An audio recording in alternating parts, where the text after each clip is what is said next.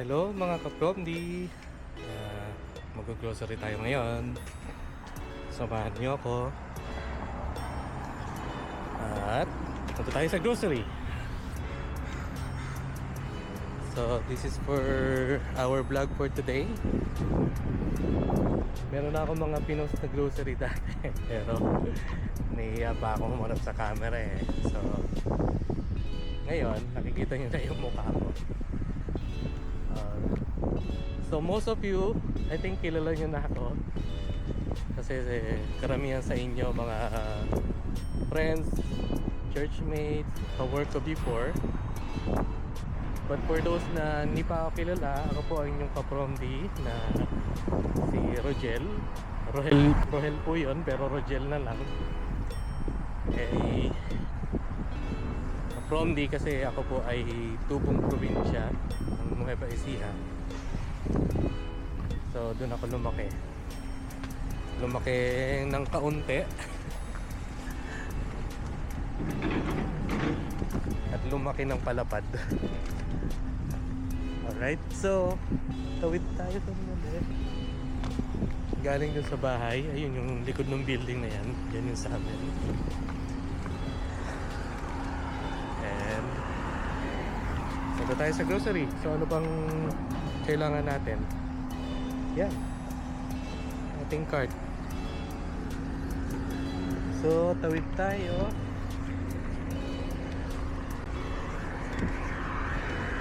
At yung grocery is about 5 minutes walk from our place. So teka lang, namatay ang aking. Ayan, so naayos ko na yung aking screen. So tuloy-tuloy ang record. Medyo maambon, makulimlim ang weather. Actually medyo maambon. Ayan o. But tuloy tayo. Usually dito maulan, pero hindi naman malakas ang ulan lagi dito sa Metro Vancouver. Usually rain shower lang eh. Yung iba nga, ang mga Canadians, hindi na sila nagpapayong. Naka waterproof jacket na lang sila, parang ito. And yun lang ang gamit nila kahit umuulan, kahit lumalabas sila, jogging. So ito dinadaanan natin is a shortcut. Para siyang bakanting restaurant dati, I think, na may bakanting parking. So dun tayo dadaan kasi mas mabilis para hindi na tayo umikot. So usually pag nag-grocery ako, good for 5 to 7 days lang. Sama na breakfast, lunch, dinner. Nililista ko na lahat. I think yung mga mamis dyan makaka-relate, para mas mabilis na lang mag-grocery. Diba? Alam mo na yung kukunin mo, alam mo na yung section ng grocery kung saan mo kukunin yung mga kailangan mo. So ito yung shortcut. Diba? It's a narrow street kasi yung grocery, ayan na yun, no? Yung building na to nasa left, ayan na yun. Ay, yan, yan na yung grocery.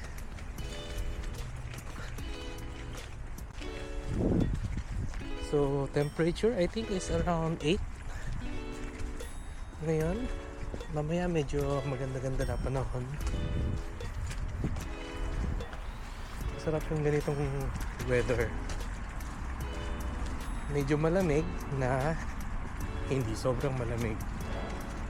Actually naka-shorts lang ako. Hindi ako mag-shorts.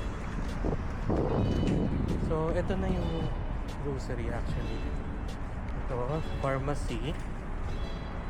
Tapos may gym dito sa tabi. At yung grocery yung next na. And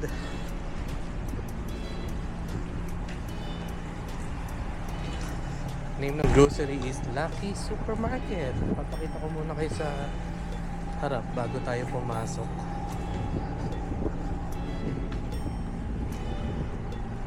So, eto na yan. Kung papansin nyo, may surprise ako. Meron dito Filipino restaurant. Parang mini food court. So, before tayo pumasok,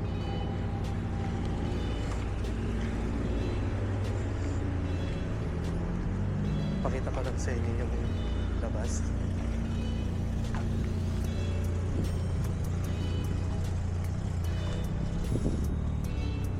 So, yeah. Ayan yung grocery store. Lucky Supermarket. So, pasok tayo. So, doon sa kabila, meron ding Dollarama. Mga kumanik-anik. Meron dito itong School for Caregiving. Those who wanted to study caregiver. Drake Medox College. May nakausap akong Pinay. Sabi nung kabayan natin, mura tuition nila. Kasi caregiver is an on-demand or in-demand pathway dito sa Canada. So, pasok tayo sa grocery.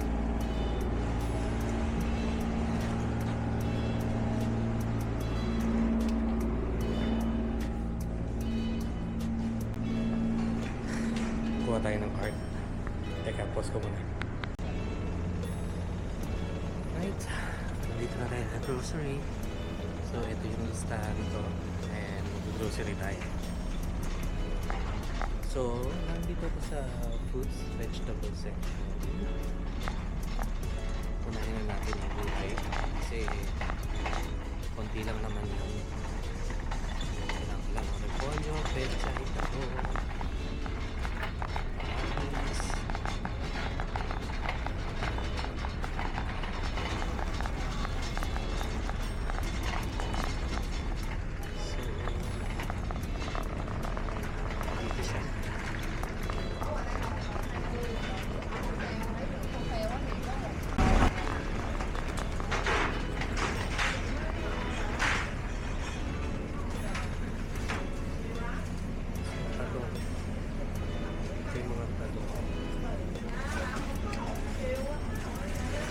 Magkano ba?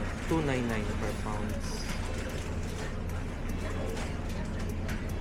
So usually, nabili ko ng talong. Lagyan ko lang ng extra ilang piraso. Kasi anak ko mahilig dito. Minsan kapag wala akong maisip na ulam, ito na lang pinapabawal ko sa kanya or pinapakain. Prito mo lang yung talong sa talong. Gusto na niya yan. So, $2.99 per pound. Okay.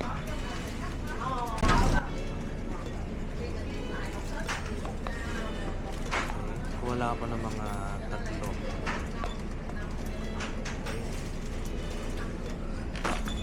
Susunod. Kahit repolyo. So, repolyo is 59 cents per pound. So, kuha lang tayo ng maliit dahil konti lang kami. Ayokong maraming matira. And kuha naman tayo na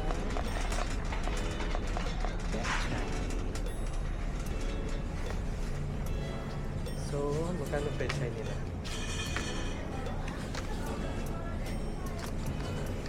Oh, naka-sale yata. $1.99 per pound. Ayan.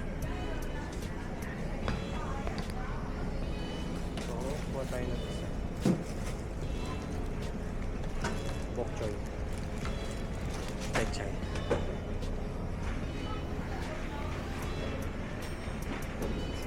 So, check ko lang yung mga nakuha ko na. And Oh, kailangan din natin ng Pechay Bagyo. Green beans. So, 4.99 per pound ang kanilang green beans.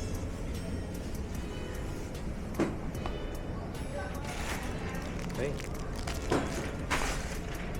Kasi ang lulutuin natin, meron na tayong menu for dough. Puro may mga pechay, like kare-kare. Hindi ako bumibili ng sitaw dito kasi mahal ang sitaw. So, substitute natin sa sitaw. Pechay Bagyo. Right? So, hanap ka lang ng hanap ka ng substitute. Kapag mahal ng sitaw, huwag kang bibili ng sitaw. Tapos, nandito rin yung ating kamatis. How much? $1.39 per pound. So, yeah, kung tayong kamatis.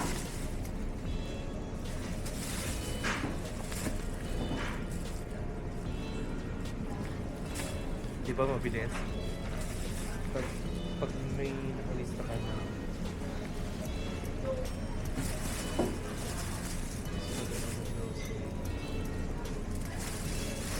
natitingin sa akin yung ibang namimili kasi nagsasalita ako mag-isa. Hindi nila nakikita yung camera ko maliit. So, kuha tayo ng kamatis. Oh, bago natin makalimutan, may wala pa rin ang ampalaya. Yung ano ko, hilig sa ampalaya. Kasi, nung kumakain ako ng ampalaya, sarap na sarap ako. So, na-enjoy niyo siya kung kumain ng ampalaya. 3, oy, maubuhan na ulit. Kano na ba yung ampalaya? Kita ko sa inyo. Ito, ating ampalaya. $3.99 per pound. Ooh, masarap to. Magigisa tayo ng ampalaya. $3.99 per pound.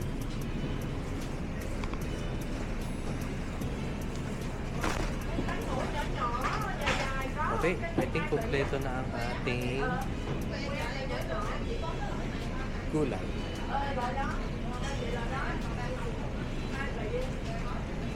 Ngayon, punta naman tayo sa fruits. Kasi pinapabaon natin sa anak namin fruit. So, siguro banana na lang bibili ko. Tapos, dadaan na lang ako na, kasi dito medyo mahal yung fruits eh. Actually, gulay dito medyo, dito sa supermarket na to, a little bit more expensive compare sa iba pang national store. So, banana. Kuha tayo ng saging. That's, tatlo lang. 98 cents per pound. I'm not sure how much is it. So, kuha lang tayo ng tatlo. Tapos,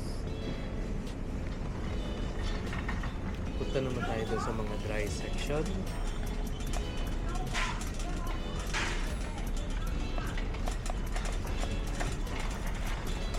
So, itong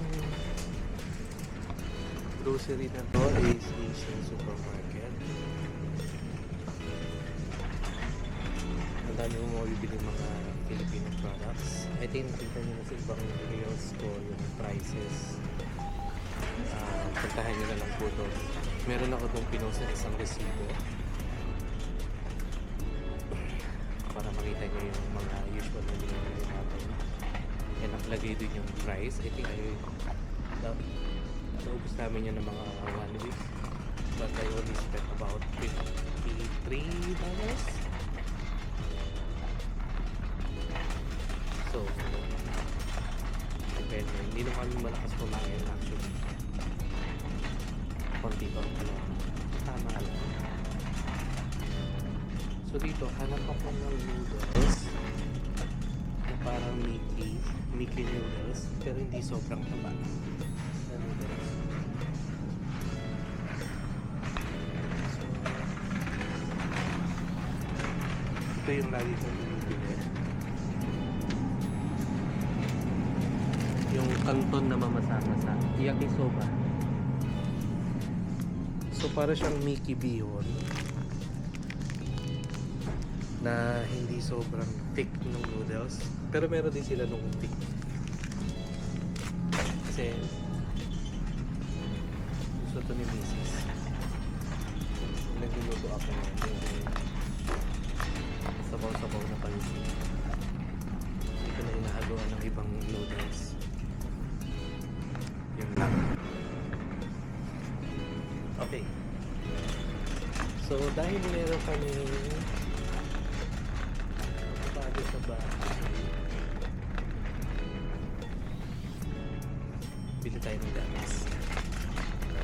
Diba? Diba? Masarap tong ano. Medyo mahal ang evap ngayon. It's $3.49. Usually nagsisale to. Ayan. Yung carnation. Meron din naman nung angel. Diba? Tingin tayo ng iba. Try natin yung ibang brand. Usually kasi nagsisale yan ng mga $2 plus lang. Pero yan yung regular niya talaga. Nasa $3. Oh, nakasale pala. It's $2.99. Sige, ito na lang kunin natin. Nakasale. Ayan. Masarap kasi itong carnation. But meron din silang iba. Like this. Okay. Ito tayo ng carnation.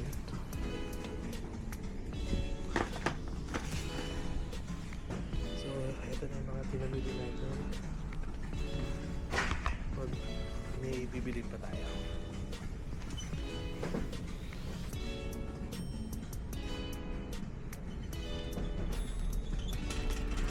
Bili pa tayo ng pamilya.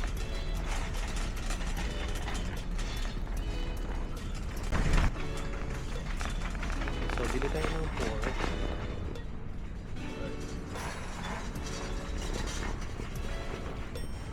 Bili tayo ng pork saka pork.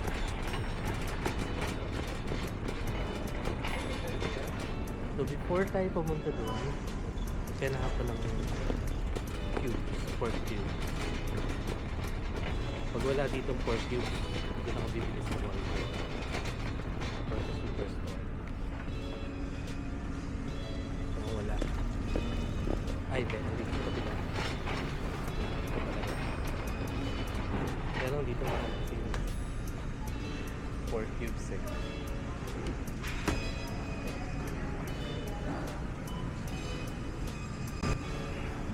Oh, mahal oh, $4.29.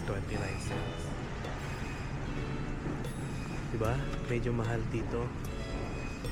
6 pieces pork cubes is $4.29. Kaya mo nabili na natin.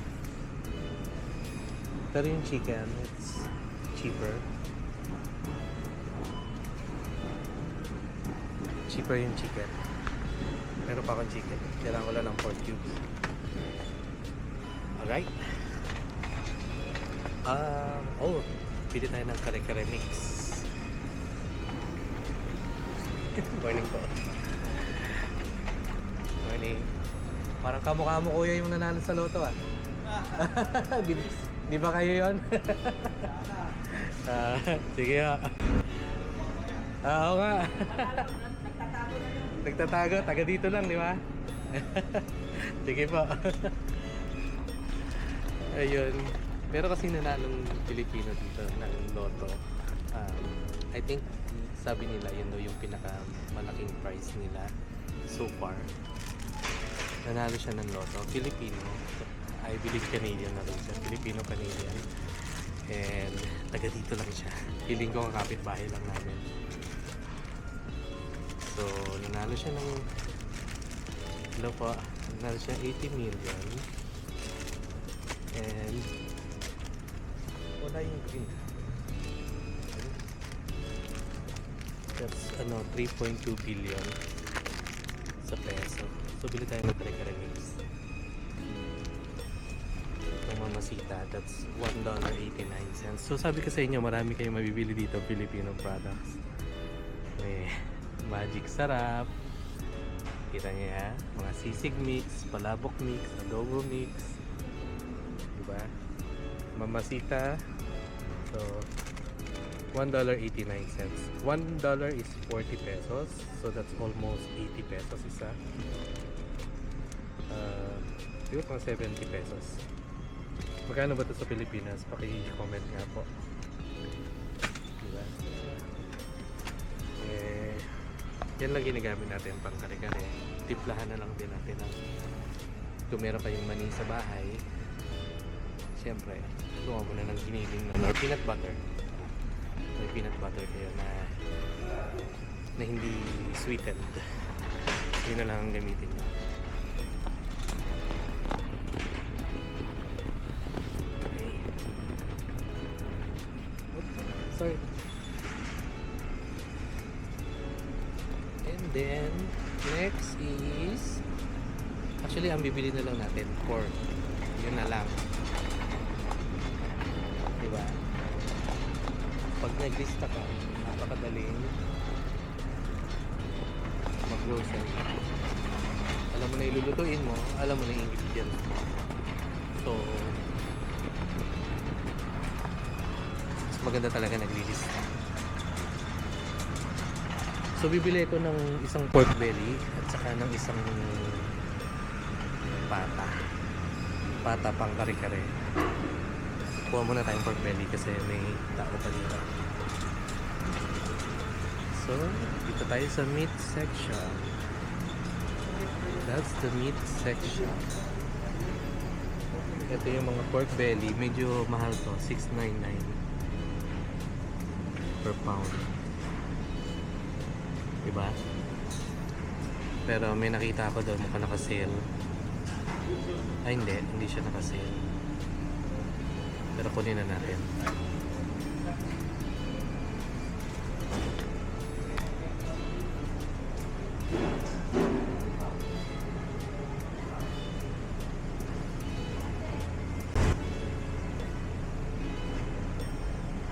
Yan, may nakita ko $12. Naka-slice na siya.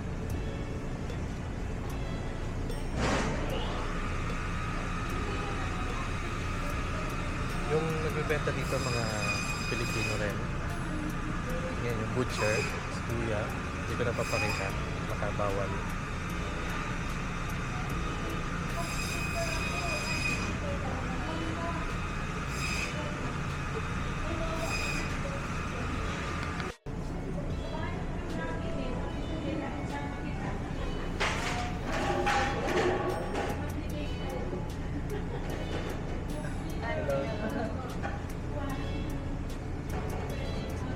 Mga nakikitang parents sa school.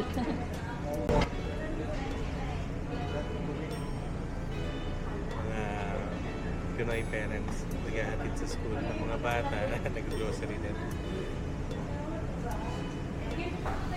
Actually, nung pumunta ako ng Canada, nagulat ako kasi sa Singapore, galing ako Singapore before eh. Madami ng Pilipino doon. Pero dito, mas marami. Nagulat na lang din ako na mas maraming Pilipino dito. Kaya bawat labas mo sa kalsada, grocery, mall, hindi ka pwedeng hindi makakita ng Pilipino. Ang daming Pilipino.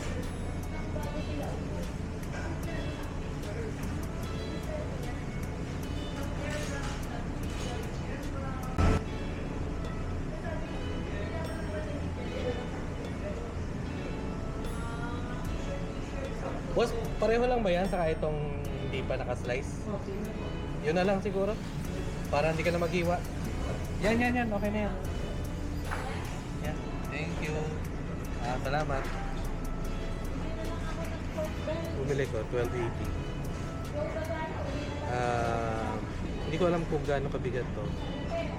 Oh, that's 0.792 kilograms for $12.20. Lagay ko lang.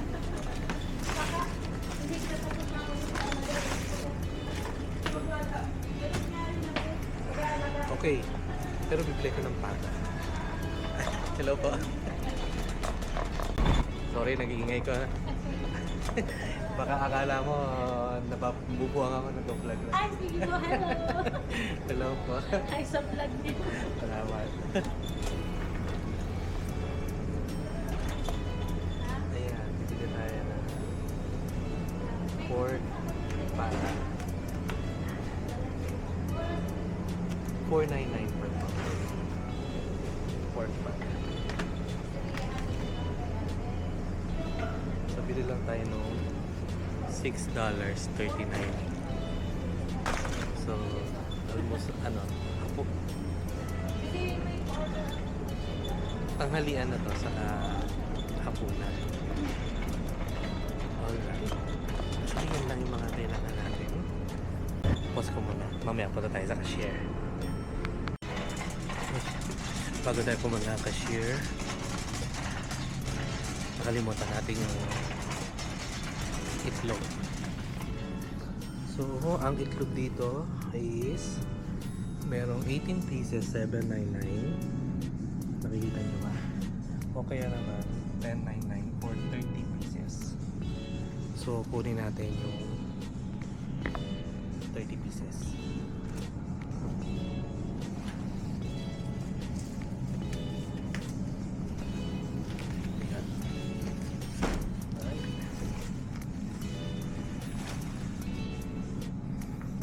Okay, punta na tayo ng cashier.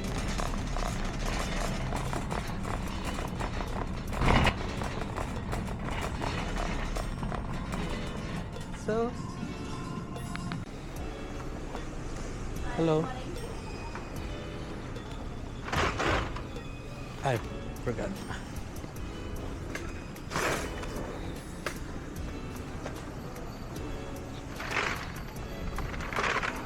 Thank you.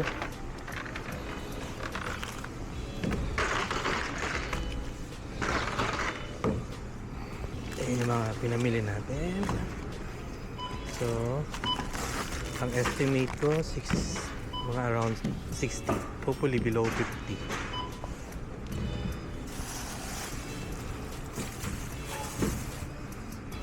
So, budget tayo pag may time.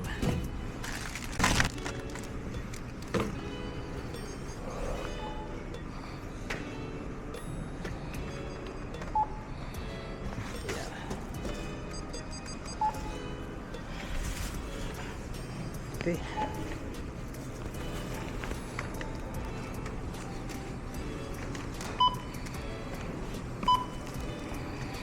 How are you? Yeah, doing good.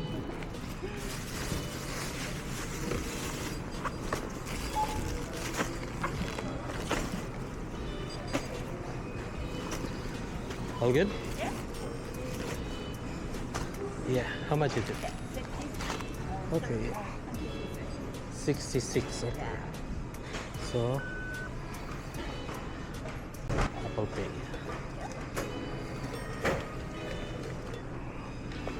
Thank you. You too.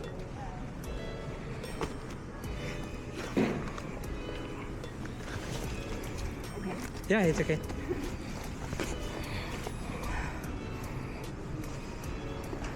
So, naka 66 tayo.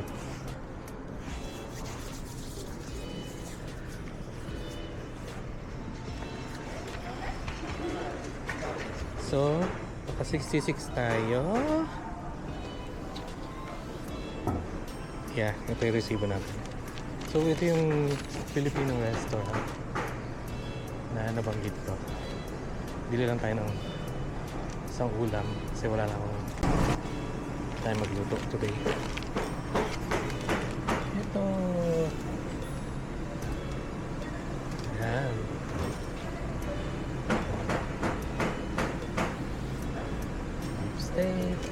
Balbacqua. Isang small nila is $12.95.